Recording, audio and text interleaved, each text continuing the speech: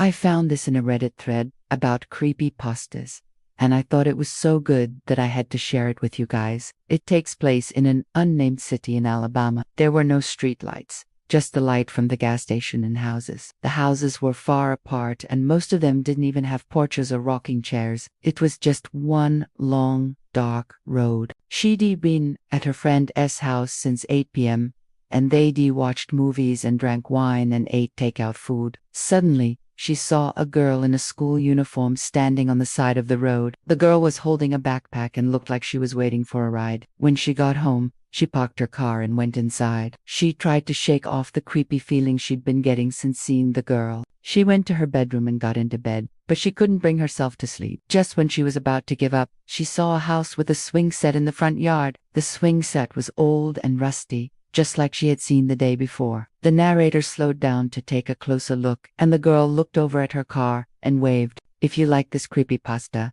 please leave a like and subscribe for more. One of the kids was a girl who looked about 12 years old. Then she did something that made the narrator's blood run cold. She reached into her backpack and pulled out an axe. The girl was wearing a school uniform and carrying a backpack. The narrator stopped the car and got out. She walked up to the girl and asked her name. Her friend had fallen asleep on the couch, and the narrator didn't want to wake her up, so she just left without saying goodbye. A minute later, she saw the same girl standing on the other side of the road.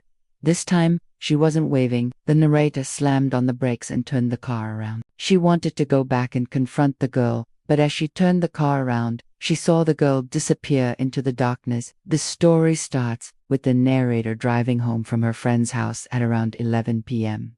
She drove down the dark road, the only light coming from the houses she passed by. Unnerved by the girl's sudden appearance, the narrator continued on, shaken by the encounter. The narrator drove home, locking her doors and keeping her windows rolled up. She started thinking about what to do the next day. She decided she was going to call the police and tell them about the girl. They told her that there had been no reports of a missing child, and that she should stop wasting their time. Frustrated, she hung up the phone and got in her car. Maybe they'd seen a report about a missing child or a runaway. She also decided she was going to drive around the neighborhood and see if she could find the girl's house. In the morning, she called the police, but they weren't interested in her story. She drove around the neighborhood, but she couldn't find any houses that looked familiar. As she approached the house, she saw a group of kids playing in the yard. The girl looked up at her and smiled. That's all for this video.